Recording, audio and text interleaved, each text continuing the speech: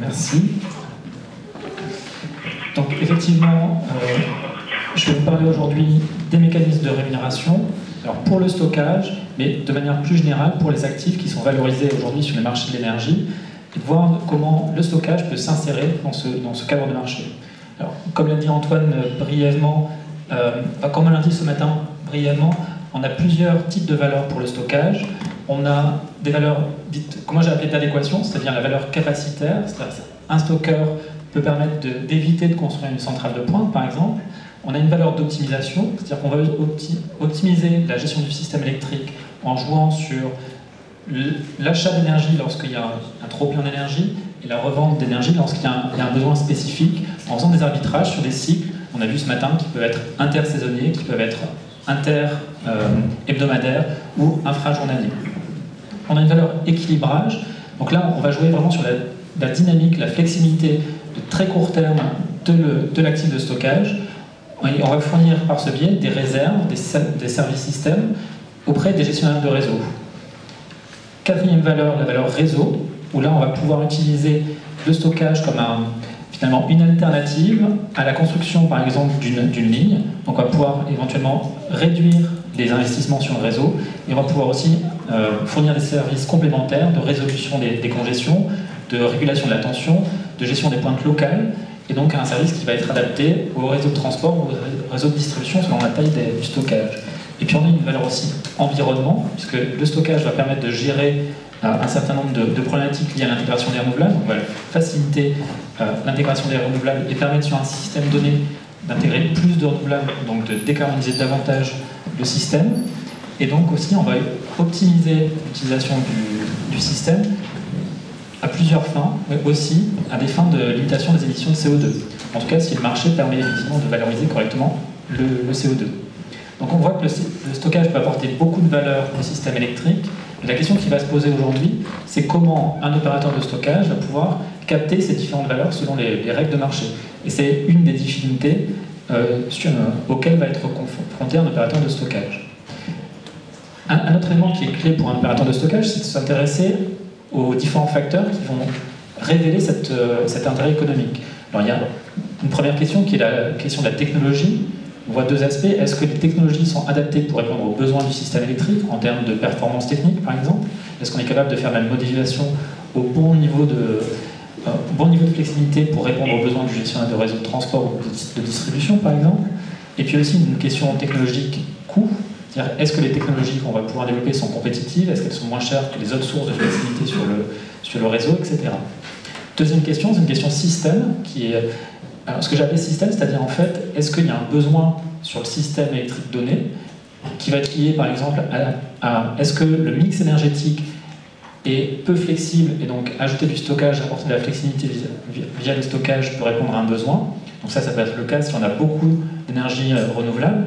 Alors j'ai cité un chiffre que j'ai déduit de l'étude, ce que j'appelle l'étude de l'ADEME, c'est en fait l'étude PEPS, où en fait ce qu'on voit c'est que quand on double la part des ENR sur le réseau électrique, on double la valeur d'arbitrage qui est liée au stockage. Donc on voit qu'il y a une vraie valeur système et qui va dépendre des conditions du système, du développement des ENR. Aussi une question du profil de demande, c'est-à-dire au plus la demande est volatile, au plus il y a des saisons très marquées entre l'hiver et l'été, ou des variations hebdomadaires, infrajournalières importantes, au plus on va avoir besoin de stocker pour optimiser cette modélisation de la demande. Et puis, adéquation du réseau. Si on a un réseau qui est très bien dimensionné, voire surdimensionné, l'apport du stockage d'un point de vue réseau peut être limité. Inversement, on l'a vu dans le cas de l'Australie, si on a des réseaux qui sont moins développés, avec plus de contraintes au niveau local, on va révéler un besoin système que le stockage va pouvoir satisfaire.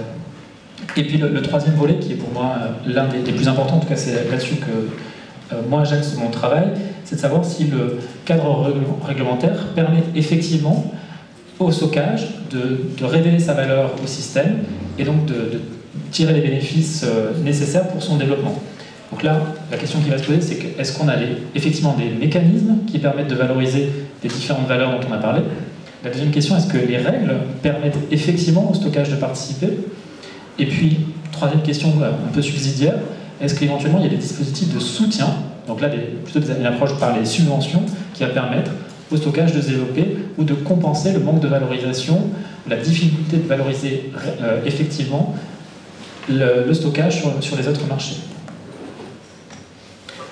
Alors, je n'ai pas fait un état des lieux très détaillé de ce qui se passe en Europe et dans le monde, mais pour simplifier, il y a un cas général, notamment en Europe, où le stockage va pouvoir se développer en participant au même titre qu'un autre actif de production sur les différents segments de marché. Donc il va utiliser les différents mécanismes de marché qui existent pour se rémunérer, avec des règles qui peuvent être plus ou moins adaptées à son fonctionnement, voire pas du tout adaptées des fois. Et puis après, on a quelques cas plus spécifiques. Donc par exemple l'Italie, où là il y a des cadres spécifiques dédiés au stockage alors c'est pour répondre à des contraintes spécifiques au niveau local. Donc on a deux exemples. C'est un stockage qui va être développé de façon régulée par le gestionnaire de réseau de transport, donc Terna, soit pour la Sicile, qui a un système insulaire où en fait on va avoir des contraintes pour l'adéquation au niveau local entre les besoins et les capacités disponibles, et puis pour répondre aussi à des contraintes réseau qui apparaissent au niveau des Pouilles, grosso modo, donc au sud, au niveau de la botte, du talon de la botte, où là on a des problèmes de contraintes de réseau qui sont liées à un fort développement des renouvelables, notamment du photovoltaïque dans cette zone, qui crée des contraintes de réseau, et où le stockage a tout son intérêt, et donc est développé au travers de Terna. Alors on a d'autres exemples, des subventions liées à l'autoconsommation et au développement des stockages chez des particuliers en Allemagne. On a un autre exemple que je trouve assez intéressant et assez différent de ce qu'on a pu voir par le passé, c'est la mise en place de quotas de stockage en Californie, où les différentes utilities, donc les différentes compagnies d'électricité californiennes, ont l'obligation de développer chacune un certain volume de stockage qui représente 1325 MW à horizon 2020. Donc là, il y a une incitation très forte, réglementaire, une obligation réglementaire qui les force à développer du stockage, qui permet de développer le stockage en Californie. Alors, si on regarde la situation, ce que j'appelle le cas général, qui est le stockage est un actif comme un autre, il doit utiliser les leviers du marché pour se rémunérer. Première valeur, je ne vais pas tous les faire pour les contraintes de temps, mais j'en ai regardé plusieurs. Première valeur, c'est la valeur capacité. Est-ce que le marché révèle la valeur d'adéquation que peut apporter une capacité, et notamment un actif de stockage? Et ce qu'on voit dans cette carte, c'est que déjà en Europe, il y a finalement des approches qui sont complètement différentes en termes de rémunération explicite de la capacité, rémunération de l'adéquation. On a des approches où l'ensemble des capacités peuvent participer. Alors c'est les logiques qui ont été développées en France, en Grande-Bretagne, aussi en Italie, on a des marchés qui se mettent en place. On a à l'opposé d'autres mécanismes du type réserve stratégique qui là ne concernent qu'une toute petite partie du mix énergétique. C'est en général des vieilles centrales qu'on met de côté et qui permettent de répondre à des besoins très ponctuels d'adéquation dans les périodes les plus tendues. Donc ça c'est le cas de l'Allemagne, c'est aussi le cas de manière historique des pays nordiques où là ils ont développé des réserves stratégiques, donc des centrales à combustible fossile et aussi des effacements pour faire passer les années de tension au niveau du parc hydraulique. Donc si les années étaient sèches, ça leur permettait d'avoir des réserves sous le coude pour passer les pointes. Ce qu'on voit, c'est que dans plein de pays, il n'y a pas de mécanisme qui permet de révéler cette valeur capacité. Et puis, si on regarde d'un point de vue européen, alors qu'on cherche à développer un mécanisme, un marché européen, on voit qu'on a des approches complètement disparates, même quand un même type de marché a été décidé par exemple en Angleterre et en France, les règles de ce marché sont complètement différentes. Donc là, on voit qu'on est très très loin d'un marché uniforme en Europe, et ce qui complique la tâche de tout investisseur, que ce soit dans les capacités de production ou dans les capacités de stockage, puisque pour chaque pays, il faut adapter son business model avec un cadre de marché qui est complètement différent. Ce qui est important aussi à souligner, c'est que la valeur capacitaire, elle peut être très importante pour un stockeur. Dans la même étude de l'ADEME, sur certaines mailles, on voit que le revenu lié à la capacité pouvait représenter 45 à 75% des revenus. Donc cette valeur capacitaire peut être prépondérante pour un opérateur de stockage. Deuxième exemple, c'est les revenus qui sont liés à l'arbitrage sur les marchés. Donc là, on a fait un petit calcul qui simule un stockeur qui optimise de façon journalière, donc avec un taux d'efficacité, un rendement de 80% et un stockage de 10 heures. Ce qu'on voit, c'est que la rémunération varie quand même de manière assez forte entre les différents marchés. On va de 20 000 € pour la Suisse à 50 000 € en moyenne par mégawatt pour l'Italie. Et ça révèle des conditions de marché qui sont potentiellement différentes. Donc ça révèle la situation de système, le facteur système dont je parlais tout à l'heure. Alors, on voit des situations assez différentes. On voit par exemple que dans des pays où il y a beaucoup de renouvelables, l'intérêt peut être assez fort, c'est le cas de l'Allemagne, mais ce n'est pas toujours le cas. Par exemple, si on regarde l'Espagne, il y a quand même beaucoup de renouvelables, notamment de photovoltaïque et d'éolien, la valeur est relativement faible. Donc en fait, il y a toute une série de facteurs, pas simplement la pénétration des énergies renouvelables, qui explique ça. Ça peut être aussi la variabilité de la demande, et puis ça peut être aussi la situation du parc énergétique global. En Espagne, depuis la crise, il y a des surcapacités énormes, ce qui fait que tout nouvel investissement, que ce soit en stockage, que ce soit dans les centrales de production, a très peu de valeur et finalement peut tirer très peu de revenus sur le marché. Donc, voilà. Le cas de la Suisse est aussi intéressant, enfin, on s'en doute, mais du fait des capacités de stockage existantes au travers des steppes, le gain additionnel d'un stockage est relativement faible par rapport à d'autres pays. Troisième et dernier exemple que j'ai pris, c'est utiliser le stockage comme moyen de flexibilité pour les gestionnaires de réseaux de transport. Et la question que je me suis posée, c'est déjà quelles sont les règles qui permettent, quels sont les mécanismes qui permettent de valoriser ces différents services systèmes. Donc là, on a 4 types de services systèmes qui sont en général demandés par les gestionnaires de réseaux de transport en fonction de la flexibilité de cette réserve, de cette ressource. Et ce qu'on voit, c'est que en regardant en Europe, les règles sont complètement différentes. Surtout, dans certains pays, on n'a même pas de mécanisme de marché qui permettent à un opérateur, que ce soit un opérateur de stockage ou un producteur ou un opérateur d'effacement, de valoriser son service pour fournir ce type de réserve. On n'a même pas de dispositif de marché, soit parce que les réserves sont obligatoires. C'est le cas, par exemple, de l'Italie ou du Portugal ou de l'Espagne, où là, sur un certain nombre de segments de marché, les producteurs sont obligés d'offrir et n'ont pas de rémunération en contrepartie. Dans d'autres cas, on a une participation obligatoire avec une rémunération qui est régulée. En général, on estime que cette rémunération elle est en dessous de la valeur réelle qui est apportée par le service. Puis dans d'autres marchés, on a des mécanismes de marché qui se mettent en place, mais avec des règles, encore une fois, qui sont très disparates. Ça peut être des règles en termes de formation du prix. Ça peut être aussi des règles sur qui peut participer. Par exemple, dans un certain nombre de pays, c'est uniquement les actifs qui sont raccordés au réseau de transport qui peuvent participer. D'autres exemples, c'est des questions de seuil. Il faut au minimum en France avoir un portefeuille ou une offre de 10 MW pour participer sur l'ajustement. On a des seuils à 40 MW pour participer sur les réserves. Donc en fait, ça crée un effet de seuil qui fait que toutes les capacités inférieures ne peuvent pas participer. Alors la façon dont on contourne les choses, par exemple en France, c'est qu'on a une possibilité d'agréger des ressources plus petites pour atteindre ces différents seuils. Donc cette possibilité d'agrégation existe en France, mais elle n'existe pas dans tous les pays. Donc là, encore une fois, une limite, si on veut valoriser un certain nombre de stockage, de sites de stockage, par exemple de 1 MW, on pourrait très bien les agréger pour fournir des réserves aux gestionnaires de réseaux de transport. Cette possibilité n'est pas offerte dans la plupart des marchés européens aujourd'hui. Donc on voit un certain nombre de barrières à l'entrée qui empêchent un opérateur de stockage, notamment du stockage décentralisé, de valoriser pleinement son service auprès des différents segments de marché. Donc du coup, pour conclure, on a fait plusieurs études sur le sujet, sur des sujets connexes. On a essayé d'identifier quelles sont les pistes de réflexion. Alors, non pas pour développer un cadre de subvention, mais pour améliorer le cadre de marché existant et trouver des moyens aux actifs de stockage de pouvoir se rémunérer efficacement. Donc le premier point, c'est effectivement mettre en place un mécanisme de rémunération capacitaire qui soit ouvert au stockage, qui permette dans ce système l'agrégation de capacité sans effet de seuil important. C'est-à-dire qu'on va aller chercher vraiment des capacités, y compris des capacités petites, quitte à les agréger pour donner toute la valeur. Deuxième valeur d'optimisation. Aujourd'hui, sur les marchés, il y a encore certains marchés où on ne peut pas agréger des capacités pour les vendre sur le marché. Donc un minimum, c'est de permettre cette agrégation-là, encore une fois, pour permettre à plusieurs petits outils de stockage de se regrouper et de participer sur les marchés. Un autre élément qui est clé, c'est d'avoir aujourd'hui une meilleure valorisation du carbone, parce que si on avait un prix du carbone plus élevé qui révèle plus efficacement cette valeur, on aurait des variations entre les périodes où on a beaucoup de NR, les périodes où on sollicite des moyens de pointe avec des coûts, des émissions de CO2 importants, on a des variations plus importantes.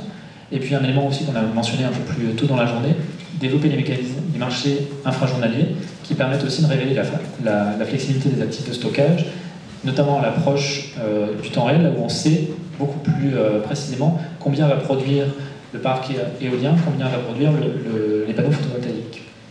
Équilibrage, donc à peu près la même logique, mettre en place des mécanismes de marché, donc grosso modo des appels d'offres pour permettre de contractualiser ces réserves, sans doute à un pas de temps qui soit le plus petit possible, c'est-à-dire en faisant des appels d'offres quotidiens ou hebdomadaires, parce que quand on a un actif de stockage, notamment qui dépendent de conditions en eau, etc., ça peut être difficile de s'engager sur du très long terme. Donc de faire un appel d'offres ou un système de marché qui soit récurrent, qui soit assez fréquent, ça permettrait de mieux valoriser les actifs de stockage, permettre l'agrégation, permettre aussi la participation des sites qui sont accordés au réseau de distribution, ce qui n'est pas possible partout. Ensuite, le quatrième point qui, à mon avis, est clé, c'est la valeur réseau. On l'a vu dans différents exemples. Il y a une valeur très importante sur le fait d'utiliser du stockage pour soit limiter les délestages au niveau local, soit limiter certains investissements qui sont assez coûteux et qui sont en fait plus coûteux que d'installer un site de stockage. Donc on a vu l'exemple australien de ce matin, il était assez intéressant à ce sujet-là. Et donc pour ça, qu'est-ce qu'on peut faire? D'une part, on peut peut-être faire évoluer le cadre réglementaire d'incitation des gestionnaires de réseau. Parce qu'aujourd'hui, pour simplifier quelle est l'approche, on incite le gestionnaire de réseau à réduire au maximum ses coûts opérationnels, à investir au maximum dans les lignes. En fait, c'est sur les investissements qu'il est rémunéré. Et pour des raisons aussi de développement de la concurrence, on l'empêche d'être acteur sur les marchés et donc de développer en propre des sites de stockage ou des sites de production.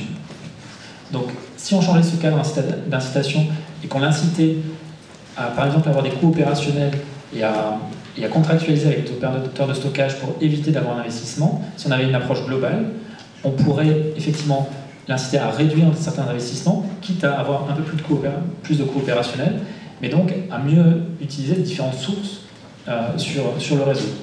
C'est ce que j'appelle une approche TOTEX, qui est aujourd'hui mise en œuvre par exemple en Angleterre, et qui essaye de réfléchir de manière globale, et qui incite le gestionnaire à réduire l'ensemble de ses coûts, quitte à optimiser entre des investissements réseau et d'autres types de coûts.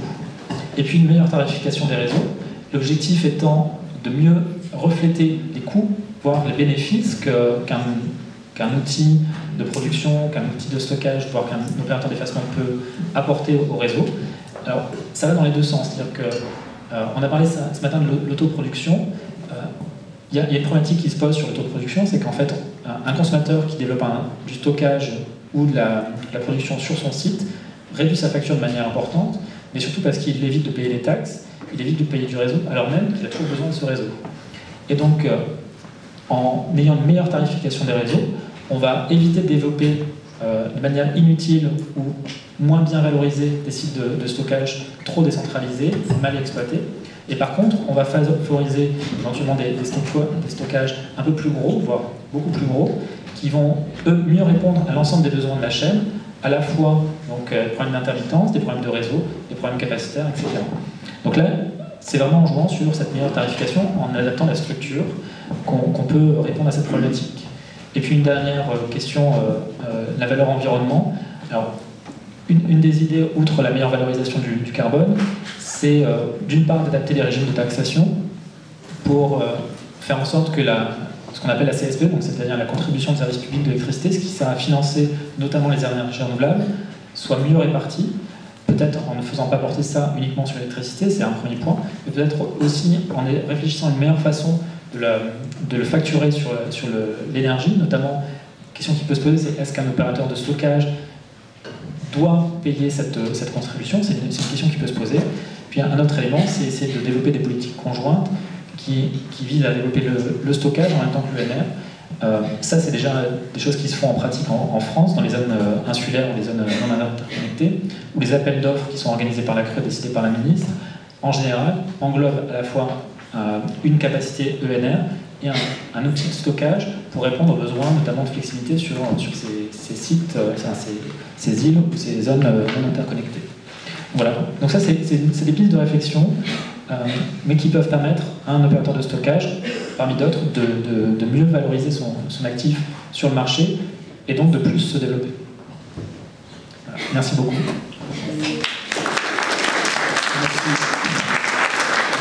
Merci pour